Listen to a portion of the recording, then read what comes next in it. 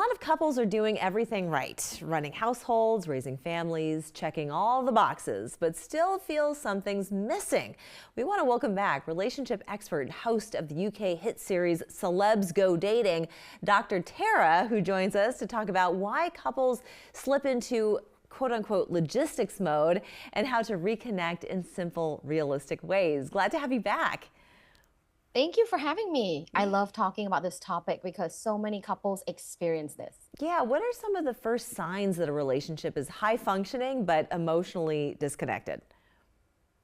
Oh, it's when you tend to do all the logistics things in the family and household tasks together really well, but there isn't any romance or intimacy in the relationship. Sometimes you almost feel a bit emotionally drained. That's a big sign. Is there a difference between romance, love, and intimacy? Yes, there's a big difference because if think about it, love, you can love your best friend, you can love your lover, you can love your family, your children. Romance is what distinguishes the romantic relationship from those other relationships. And then intimacy is also another distinguishing factor, especially when it comes to physical intimacy, because you don't have that with other relationships that you love. Absolutely. It's also a vulnerability that you experience most likely with your one and only partner. People often assume that scheduling a date night or something is going to fix that emotional distance. Why doesn't that always work? I mean, date night is great. I love date night. Yeah. But when it comes to Valentine's Day or, putting more romance in the relationship, I think having one date night to fix everything or to bring intimacy back is so much pressure. So it's actually better to schedule, I would say, micro romantic dates throughout the week. Maybe it's 30 minutes without phones, spending together, maybe reading a book together, maybe giving each other foot rubs. But I think couples might feel emotionally more seen this way if you guys have regular micro romantic sessions together. Yeah, that's an interesting concept, like a micro date. That's really interesting, and that's paying attention to one another too. Yes. Isn't it? It's all about asking paying questions attention. and yeah.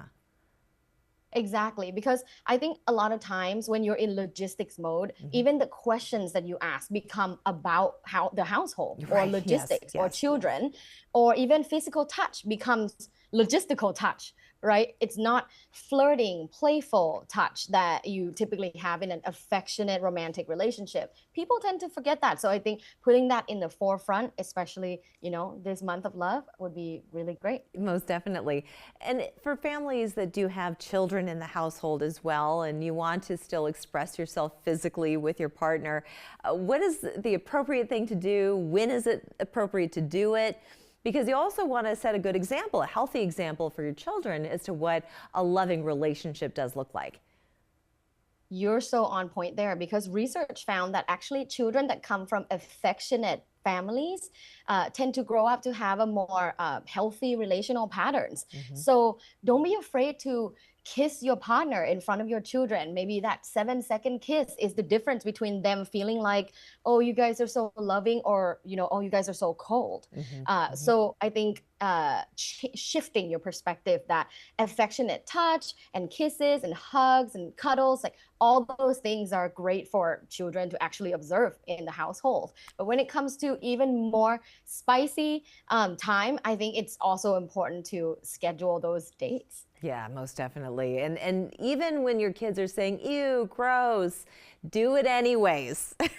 They're not old and mature enough to realize that it's actually a good example. Exactly. Yeah. What are some simple and just everyday ways that couples can stay emotionally connected without it feeling forced or awkward? Yeah, so emotional connection isn't about big gestures or 100 roses. It's actually built in small, consistent actions. So consistency means a lot. Whether you can show minor expression of appreciation, or making space for real conversations that they are uncomfortable with, or maybe helping them feel better about whatever they're feeling bad about. Like all of these micro moments, they all together create emotional safety, closeness, and trust Yeah, over time in the relationship. It's the little absolutely. things always. It is the little things. And, you know, our takeaway from this conversation is whether you're a man or a woman, you can always find that little something to make the other feel important and special, no matter what time of year. But as we start getting closer to Valentine's Day, the day of love, it's even more important to show those things, to reveal, and maybe start a new habit for the rest of the year. Yeah, maybe have like a daily ritual, something that you do together. I think one thing that people can spend maybe 5 minutes to do together is actually couples meditation, Oh, because that helps you calm down your nervous system, but also help you feel connected to one another. So it's two in one. I love it. Dr. Tara, thank you so much for joining us again. So good to see you. Thank you. We'll be back after this.